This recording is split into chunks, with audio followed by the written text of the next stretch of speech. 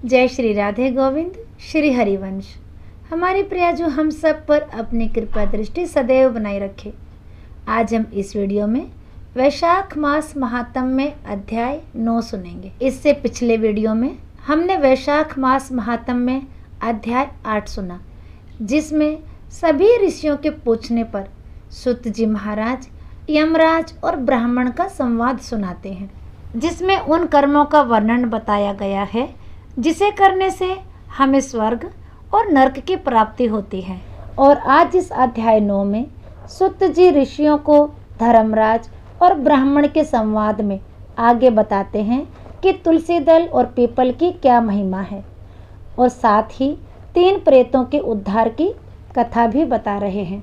तो सबसे पहले प्रथम पूजनीय भगवान श्री गणेश जी अपने इष्ट देव और भगवान गुरुदेव के श्री चरणों में वंदन करते हैं और आज का वैशाख मास महात्म्य अध्याय 9 शुरू करते हैं। आप सब इस अध्याय को पूर्ण प्रेम भाव, श्रद्धा भाव और विश्वास से जरूर सुनिए। तो आज का वैशाख मास महात्म्य अध्याय 9 शुरू करते हैं। धर्मराज से शुभ अशुभ कर्म जिनके द्वारा स्वर्ग नरक की प्राप्ति होती है, उन्हें सुनने के बाद शौनक आदि ऋषियों से सूत जी बोले। ब्राह्मण ने धर्मराज से कहा, हे धर्मराज, वैशाख मास में प्रातःकाल स्नान करके एकाग्रचित हुए पुरुष भगवान माधव का पूजन किस प्रकार करें, आप इसके विधि का वर्णन करें। धर्मराज ने कहा, ब्राह्मण, पत्तों की जितनी जातियां हैं उन सब में तुलसी भगवान श्री विष्णु को अधिक प्रिय है।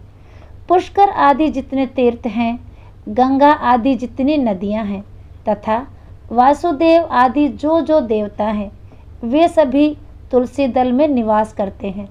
अतः तुलसी सर्वदा और सब समय भगवान श्री विष्णु को प्रिय है। कमल और मालती का फूल छोड़कर तुलसी का पत्ता ग्रहण करें और उसके द्वारा भक्तिपूर्वक माधव की पूजा करें। उसके पुण्य फल का पूरा पूरा वर्णन करने में कोई भी समर्थ नहीं है। जो बिना स्नान किए ही देव कार्य या पितृ कार्य के लिए तुलसी का पत्ता तोड़ता है, उसका सारा कर्म निष्फल हो जाता है तथा वह पंचगव्य पान करने से ही शुद्ध होता है। जैसे हरर बहुत सारे रोगों को तत्काल हर लेती है, उसी प्रकार तुलसी दरिद्रता और दुख भोग आदि से संबंध रखने वाले से अधिक पापों को भी शीघ्र ही दूर कर देती है। तुलसी काले रंग के पत्तों वाली हो या हरे रंग के, उसके द्वारा श्री मधुसूदन का पूजन करने से प्रत्येक मनुष्य विशेषतः भगवान का भक्त नर से नारायण हो जाता है। जो पूरे वैशाख मास में तीनों संध्याओं के समय तुलसी दल से मधुहंता श्री हरि का पूजन करता है, उनका पुनः इस संसार में जन्म नहीं होता। फूल और पत्तों के ना मिलने पर अन्न आदि के द्वारा, धान, गेहूं, चावल अथवा जौ के द्वारा भी सदा श्री हरि का पूजन करें। तत्पश्चात सर्वदेवमयी भगवान श्री विष्णु की प्रदक्षिणा करें। इसके बाद देवताओं, मनुष्यों, पितरों तथा चराचर जगत का तर्पण करना चाहिए। पीपल को जल देने से दरिद्रता, कालकर्णी जो एक प्रकार का रोग होता है, दुस्वप्न, दुश्चिंता तथा संपूर्ण दुख नष्ट हो जाते हैं। जो बुद्धिमान पीपल के पेड़ की पूजा करता है, उसने अपने पितरों को तृप्त कर दिया, भगवान विष्णु की आराधना कर ली तथा संपूर्ण ग्रहों का भी पूजन कर लिया। अष्टांग योग का साधन, स्नान करके पीपल के वृक्ष का चिंतन तथा श्री गोविंद का पूजन करने से मनुष्य कभी दुर्गति को प्राप्त नहीं होता। जो सब कुछ करने में असमर्थ हो, वह स्त्री या पुरुष पूर्वोक्त नियमों से युक्त होकर वैशाख की त्रयोदशी, चतुर्दशी और पूर्णिमा तीनों दिन भक्ति से विधि पूर्वक प्रातः स्नान करे तो सब पातकों से मुक्त होकर अक्षय स्वर्ग का वासी होता है।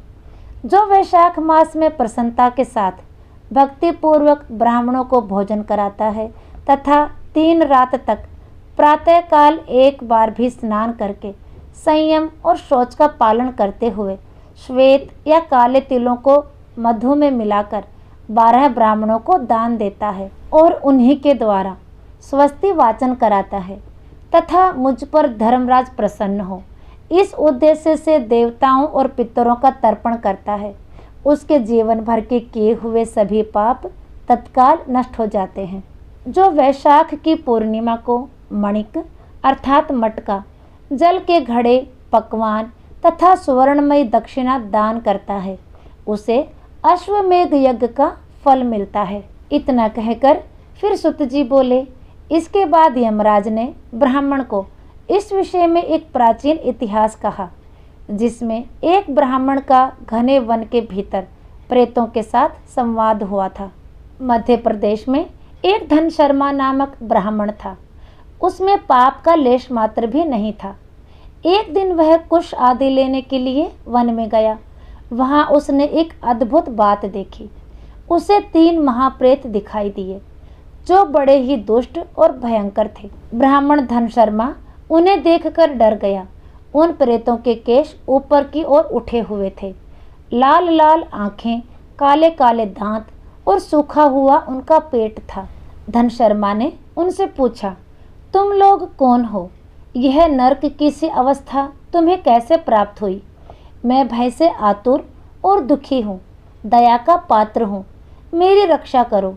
मैं भगवान विष्णु का दास हूँ, मेरी रक्षा करने से भगवान तुम लोगों का भी कल्याण करेंगे।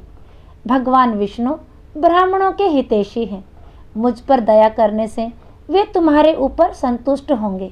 श्री विष्णु का अलसी के पुष्प के समान श्याम वर्ण है, वे पीताम्बरधारी हैं। उनका नाम श्रवण करने मात्र से सब पापों का क्षय हो जाता है। भगवान आदि और अंत से रहित, शंख चक्र एवं गदा धारण करने वाले, अविनाशी, कमल के समान नेत्रों वाले तथा प्रेतों को मोक्ष प्रदान करने वाले हैं। यमराज कहते हैं, ब्राह्मण, भगवान विष्णु का नाम सुनने मात्र से वे पिशाच संतुष्ट हो गए, उनका भाव पवित्र हो गया, वे दया और उदारता के वशीभूत हो गए। ब्राह्मण के कहे हुए वचनों से उन्हें बड़ी प्रसन्नता हुई। उनके पूछने पर वे प्रेत इस प्रकार बोले। प्रेतों ने कहा, विप्र, तुम्हारे दर्शन मात्र से तथा भगवान श्री हरि का नाम सुनने से हम इस समय दूसरे ही भाव को प्राप्त हो गए। हमारा भाव बदल गया, हम दयालु हो गए। वैष्णव पुरुष का समागम निश्चय ही पापों को दूर भगाता है, कल्याण से संयोग करता है, शीघ्र ही यश का विस्तार करता है। अब हम लोगों का परिचय सुनो। यह पहला कृतघ्न नाम का प्रेत है, इस दूसरे का नाम विदेवत है तथा तीसरा मैं हूँ। मेरा नाम अवैशाख है। मैं तीनों में से अधिक पापी हूँ। इस प्रथम पापी ने सदा ही कृतघ्नता की है, अतः इसके कर्म के अनुसार ही इसका नाम कृतघ्न पड़ा है। ब्राह्मण, यह पूर्व जन्म में सुदास नामक द्रोही मनुष्य था, सदा कृतघ्नता किया करता था। कृतघ्न वो व्यक्ति होते हैं जो किसी के द्वारा अपने प्रति किए गए सत्कार्यों को भूल जाते हैं या नहीं मानते। उसी पाप से इस अवस्था में पहुंचा है। अत्यंत पापी, धूर्त तथा गुरु और स्वामी का अहित करने वाले मनुष्य के लिए भी पापों से छूटने का उपाय है, परंतु कृतघ्न के लिए कोई प्रायश्चित नहीं है। इस दूसरे पापी ने देवताओं का पूजन किए बिना ही सदा अन्न भोजन किया है। इसने गुरु और ब्राह्मणों को कभी दान नहीं दिया, इसलिए इसका नाम विदेवत हुआ है। यह पूर्व जन्म में हरिवीर नाम से विख्यात राजा था। 10,000 गांवों पर इसका अधिकार था।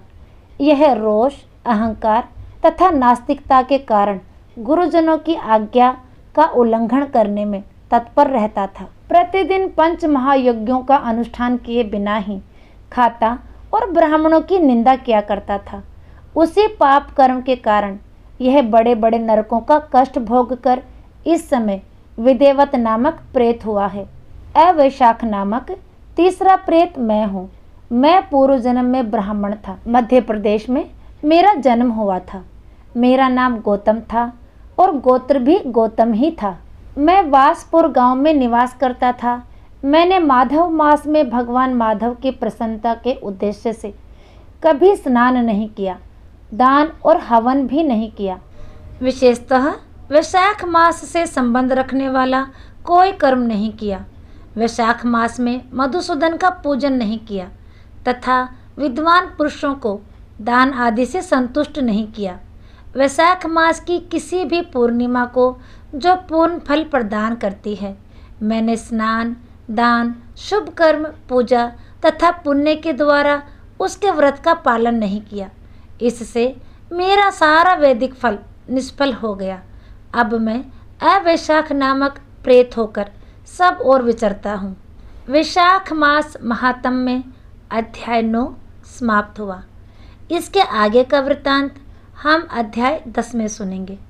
उस अध्याय को भी आप ज़रूर सुनिए। तो आज का वीडियो यहीं तक, फिर मिलेंगे अगले वीडियो में। तब तक के लिए सभी को प्रेम भरी राधे राधे।